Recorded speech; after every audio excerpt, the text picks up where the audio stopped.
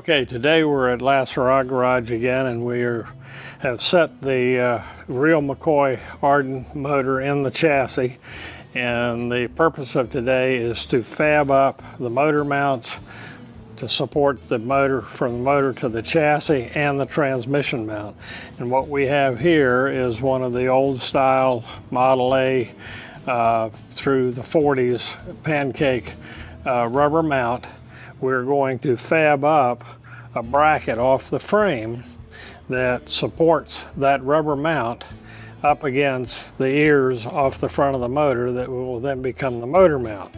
And what we have done already is we have fabbed a steel bracket that will support the pancake rubber mount, and then it gets two gussets that support the bracket up against the frame. We can take a look at the other side of the chassis right now and show you how far we've gotten along with that. Okay, we moved from the other side, the passenger side of the car, to the driver's side, where we have already tack welded a unit in place for the support of the motor mount that we're fabricating. In my hand are the pieces that make up that three-piece of the mount. It's not complete, although we're going to have then a piece of steel here, flat steel with a diagonal to give it longitudinal strength, and then the diagonals of the two mounts, legs of the mount, will give it lateral strength. We're going to move from here now over to the weld table and weld this other piece together. All right, what we have is, just to show how this was mocked up, we have fabricated out of 3/16 plate steel the pad that the motor mount's going to land on, and then the two legs that are going to support it against the frame. And we've got some magnets here that we're going to set this up so that we can get it in the correct position to tack weld it before we go to the car and install it.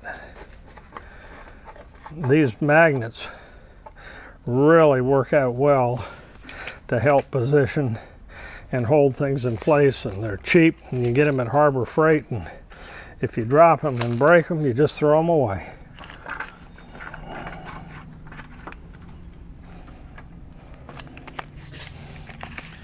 Now we know that we were about 2 9/16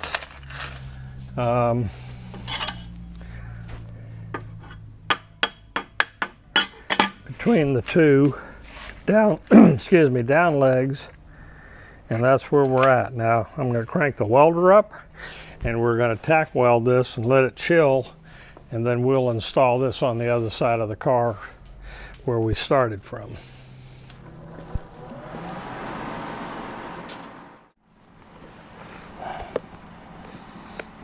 All right.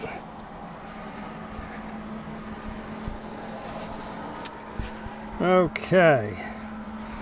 We are now held in place on the weld table with the magnets.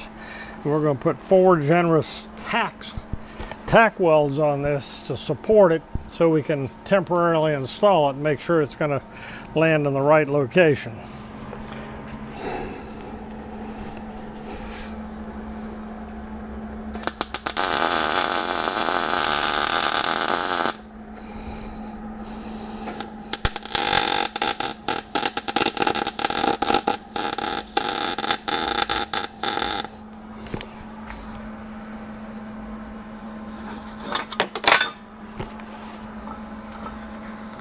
Gonna need a little bit of persuasion here.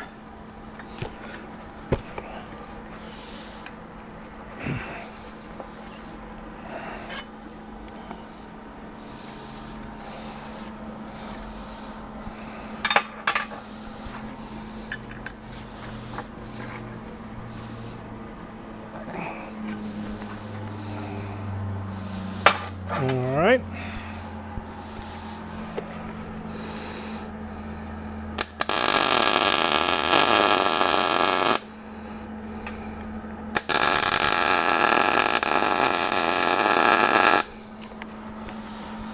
All right.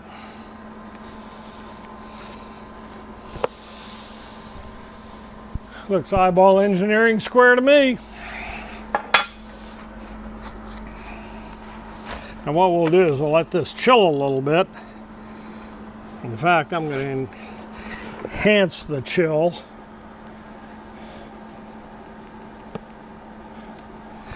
And the way we enhance that is I put this wash tub in the shop for that purpose. Occasionally you want to move on and not wait for these things to naturally cool.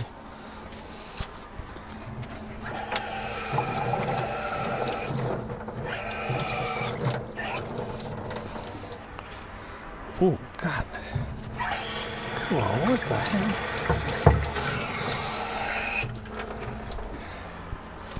All right. Take that right here, turn that off. There we are. There we are. And there we are. Now,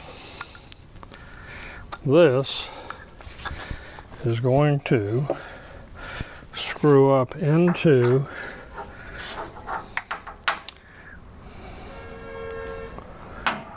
a little bit of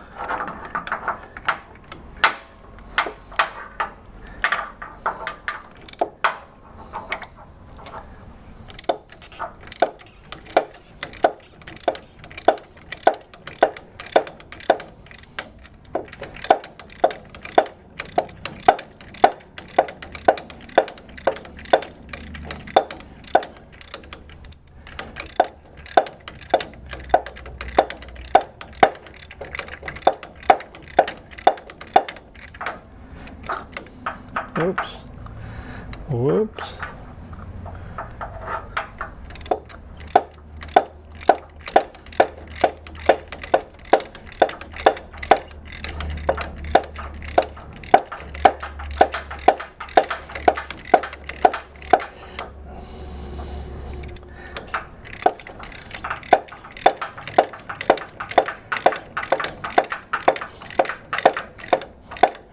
There we go. There we go. All right. All right, what I'm going to do is take this pancake mount back off and readjust it accordingly with the proper washer that goes in.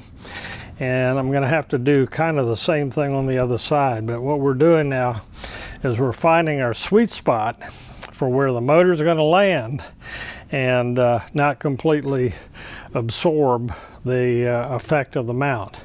These mounts are fairly soft and they're going to squish out a little bit. Although they have a cup to support that, it doesn't do a lot of good. There's still, the weight of this motor is extraordinarily more heavy than a normal flathead motor and a typical small block Chevy motor. So we're having to play a little bit on what our stack is on bolts and washers to be sure when we get done, the motor doesn't drop a ½ inch on the rubber. So I'm getting ready to take this one off and make an adjustment.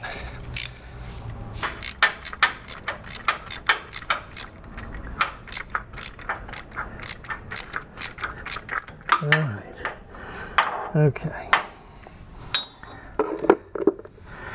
One nice thing about this pancake mount is the bottom rubber has like a little diaphragm in it, and it keeps the bolt from falling out while you're essentially working upside down.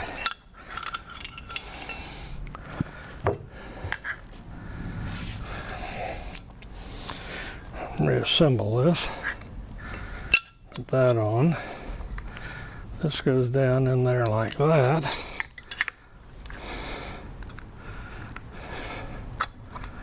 There we go.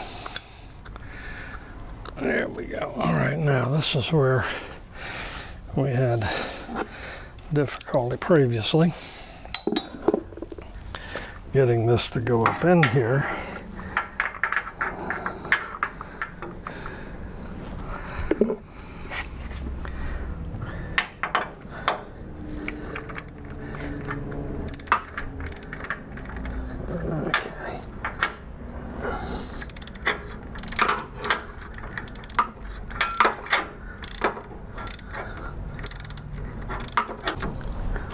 Now, one thing I didn't mention, I don't know whether you're recording or not, one thing I didn't mention is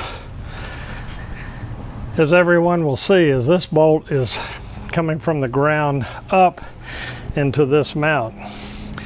I have drilled the head of the bolt for safety wire, and when it goes in permanently, we will Loctite it and safety wire it, because the last thing you want that bolt to do is get loose and fall out.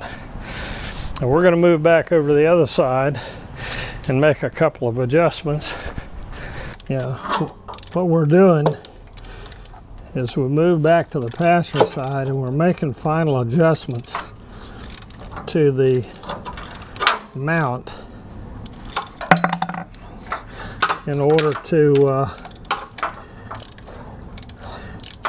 keep the balance of the motor equal from side to side, and the stack of washers for the adjustment even. And I had only put one washer on this side, and I'm getting ready to put a single washer but double the thickness. Oh, come on.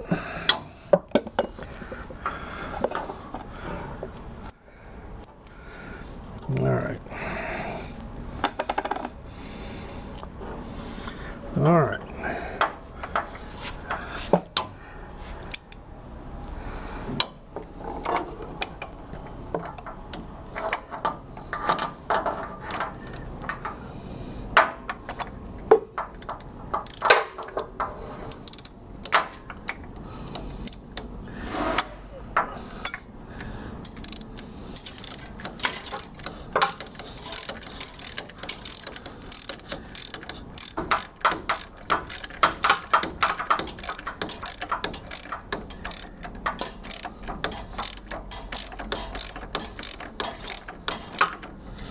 All right, that fits a lot better. More better. More better. Oh yeah, that got her lined up too. Very good. That's what'll happen, and now we will take and make a pattern for this brace here, and we'll dress that brace up a little bit, put a couple little fancy air holes in it so it doesn't slow us down at 68 miles an hour, but that's going to work good.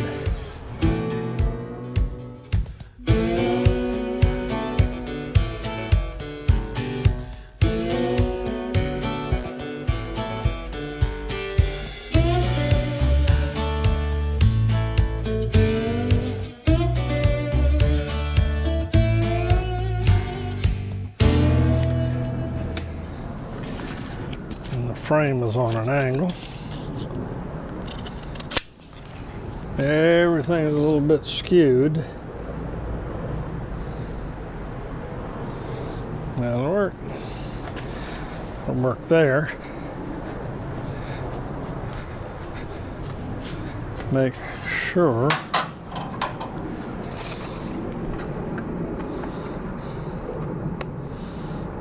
pretty dang close.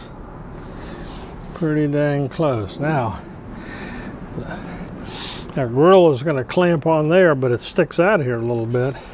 And what I hope to accomplish is I've got some thin plywood, put the grill on, put the hood on, get it clamped in place, and then we're going to make a pattern for the side panel to be able to send it out to Root Lieb to match the hood top.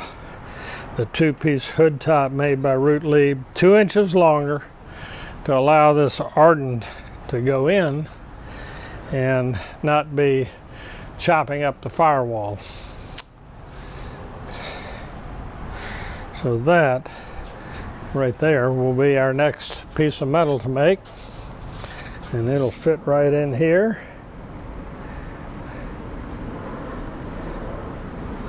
I have reason to believe we're going to have to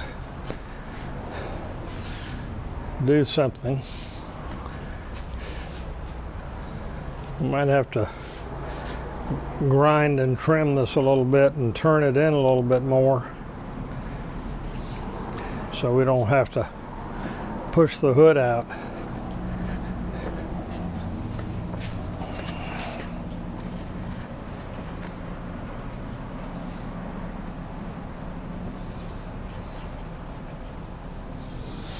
All right. That'll be a big accomplishment.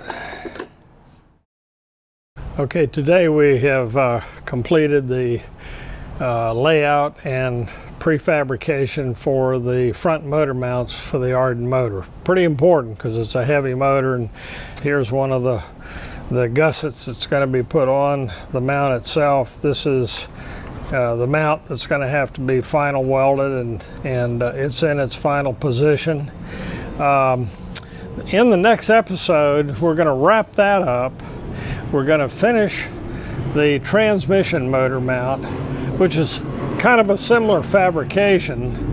We just have to build up to it because we've raised this motor in this car purposefully in order to maintain 5 inches of ground clearance, and we got a 9-inch oil pan which has forced everything up in the air, and it's gotten us real close right here, but we're good. The hood won't touch it. The hood's going to be on top of the hood, the radiator supports.